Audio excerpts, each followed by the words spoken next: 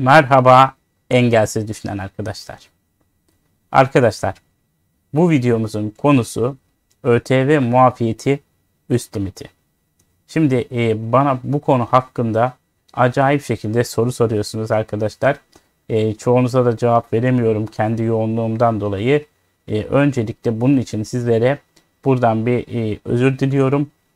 Bu sorularınıza cevap veremediğim için, hepsine yetişemediğim için ama böyle bir video yaparak size aklımdakileri, düşüncelerimi aktarmak istedim. Umarım faydalı olur.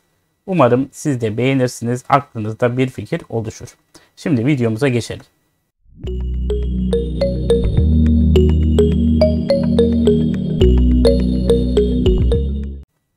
Evet arkadaşlar, ÖTV muafiyeti biliyorsunuz üst limiti her yıl Ocak ayında TÜİK verilerine göre yeniden değerleme oranına göre güncelleniyor. Ama geçtiğimiz 2022 yani geçeceğimiz 2022 yılında arkadaşlar her şeyin fiyatının fahiş derecede yükselmesi ve işte otomotiv tedariğindeki sıkıntılar, ham madde üretimi, çip krizi vesaire vesaire otomobil fiyatlarını olağanüstü bir şekilde arttırdı. Ve bu nedenle de ÖTV muafiyetinde bizim istediğimiz araçlar alınamaz, erişilemez hale geldi ve bu konu hakkında biz gerekli mücadelemizi gerekli yerlere işte CİMER'e yazdık, BİMER'e yazdık.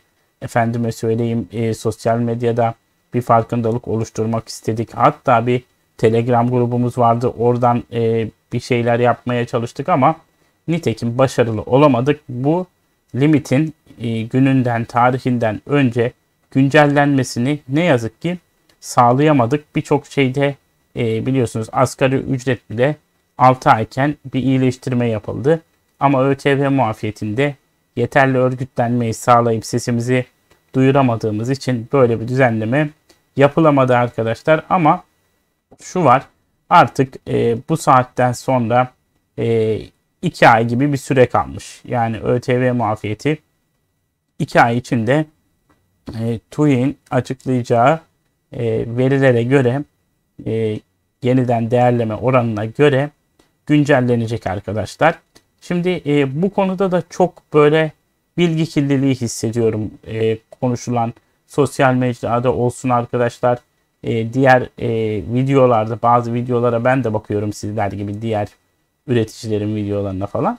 Ama orada böyle bir muallak, böyle bir işte şu rakam olur, bu rakam olur gibi şeyler duyuyorum. Bunlara artık arkadaşlar hani bunun belli bir parametresi var ve bunu hesaplamak çok da zor olmasa gerek diye düşünüyorum. Bunu da sizlere tekrardan buradan açıklayacağım.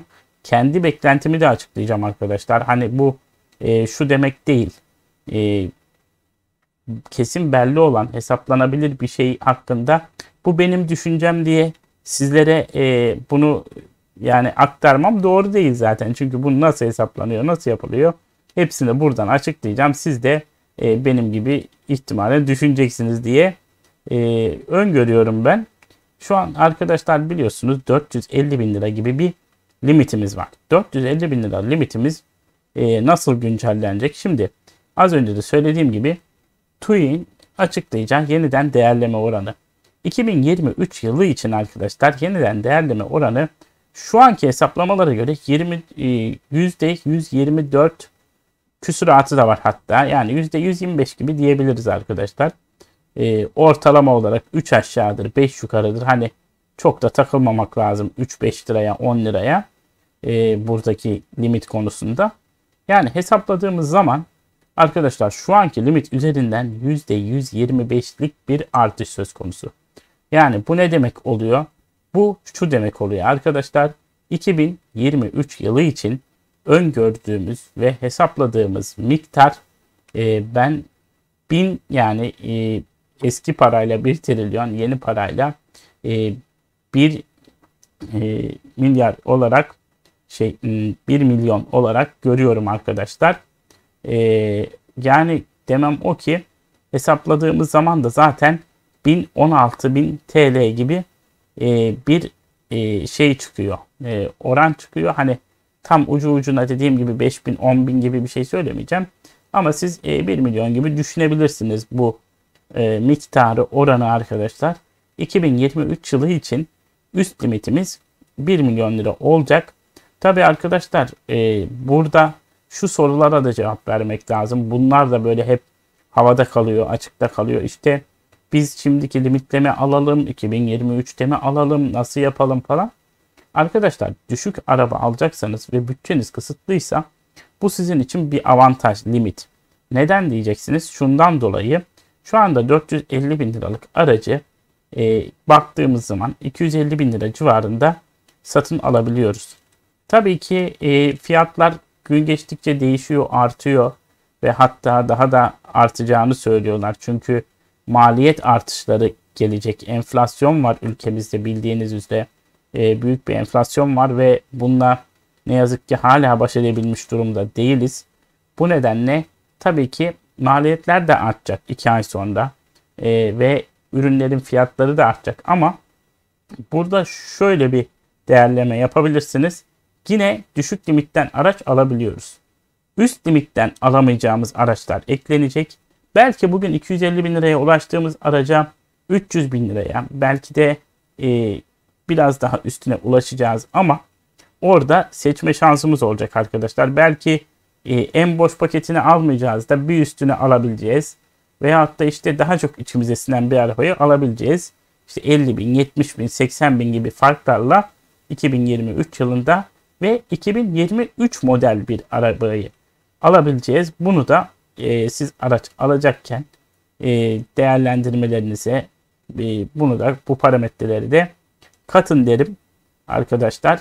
2023 yılı için benim şu anda öngördüğüm rakam 1 milyon TL arkadaşlar ve bunu da zaten çok tahmin etmemize gerek yok. Söylediğim gibi rakamlarla hesapladığımız zaman siz de aynı verilere ulaşabilirsiniz. Bu konu şimdilik böyle. Bir diğer konu arkadaşlar şu var. İşte elektrikli otomobiller üretiliyor. TOG gelecek 2023'te. Nasıl bir yol izleyelim gibi sorular da çok geliyor bana. Bu konu hakkında da şunu söyleyeyim sizlere. Yeni üretilen bir araç. Elektrikli araç teknolojisi çok yeni arkadaşlar. Bu sizin tercihinizi olumlu veya olumsuz yönde yönlendirmek için söylemiyorum bunu. Bu benim tamamen kendi görüşüm. Elektrikli otomobil almak için biraz sanki erken gibi geliyor bana. Ama tabii ki alanlar büyük kar edecek mi? Edecek. O noktada bir şey söyleyemem. İşte fiyatları artacak mı? Artacak. İşte belki ÖTV oranları artacak. Ama biz ÖTV'den muaf olduğumuz için normal artışlarla karşı karşıya kalabiliriz. Bu konuda TOG'un kullanıcıya ulaşması arkadaşlar 2023 yılında tamam yollarda olacak ama yani seri üretimdir, herkesin erişebilmesidir falan. Bence biraz daha süreç var. Hani 1-2 yıl var. Araç da ihtiyaçtır sonuç olarak.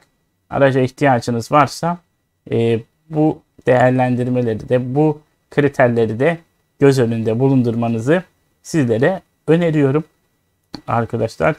Bu videoda bu şekilde sizlere bilgi aktarmak istedim. Umarım faydalı olmuştur. Umarım beğenmişsinizdir. Beni dinlediğiniz için, izlediğiniz için sizlere çok teşekkür ediyorum. Yalnız arkadaşlar şöyle bir problemimiz var. Bunu sizlere niye aktarıyorum? Çünkü ben size sosyal sorumluluk projesi olarak bu tür içerikler üretiyorum. Ve arkadaşlar abone sayımız çok az. Etkileşimimiz yani çok az. Neden çok az diyorum? Yanlış anlamayın. Tabii ki hepiniz izliyorsunuz ve böyle bir aileyiz, biz topluluğuz. Ama burada arkadaşlar verdiğimiz bilgiler, bilinçlenen insanlar çok az olduğunu neden söylüyorum? Çünkü yorumlara baktığım zaman ya biz hiç bilmiyorduk. İşte şu kadar fazlasına araç aldık. Gerçekten böyle miymiş falan gibi yorumlar geliyor. Bunun için üzülüyorum arkadaşlar. Hani çok kişi, çok abonemiz olsun, kanalımız büyüsün, ben fenomen olayım falan çabasında değilim. Beni yanlış anlamayın. Ben sadece insanları bilgilendirmek, insanların bilinçli şekilde engellilerin sosyal hayatta hayatının daha da kaliteli hale gelmesi için çabalayan bir arkadaşınızım. Ve burada bunu kendime görev edinmiş ve sizlere böyle bir hizmet sunuyorum. Emin olun bundan benim bir artı olarak bir şeyim yok arkadaşlar. Ben sadece sosyal sorumluluk olarak böyle içerikler üretiyorum. Umarım siz de bunun farkındasınızdır zaten. Baktığımız zaman farkında olduğunuzu da biliyorum. Ama ne kadar çok kişiye ulaşırsak, ne kadar çok kişiyi bilgilendirirsek, bilinçlendirirsek o kadar iyi olduğunu düşünüyorum. O yüzden arkadaşlar çevrenize de kanalımızı önermenizi, eğer içerikleri beğeniyorsanız beğenmenizi ve bizi öne çıkartmak için yapabileceğimiz şeyleri sizden yapmanızı rica ediyorum. Ve arkadaşlar hala abone değilseniz burada biraz şey yapalım, abone olalım kanalımıza ve bu hani abone olmanız benim için çok şey değil, hani sayı olarak fazla olmak veya eksik olmak çok önemli değil benim için, ama ne kadar çok kişi abone olup takip ederse o kadar çok etkileşim oluyor ve tabii ki sosyal medyada da etkileşim artınca önerilmemiz artıyor ve daha çok kişi arkadaşlar bize ulaşıyor. Bu nedenle abone olmanızı, takip etmenizi, beğenmenizi istiyorum. Kesinlikle başka bir amacım yok. Bunu da buradan size belirteyim. Tekrardan beni dinlediğiniz için, izlediğiniz için teşekkür ediyorum. Kendinize çok iyi bakın arkadaşlar. Hoşça kalın.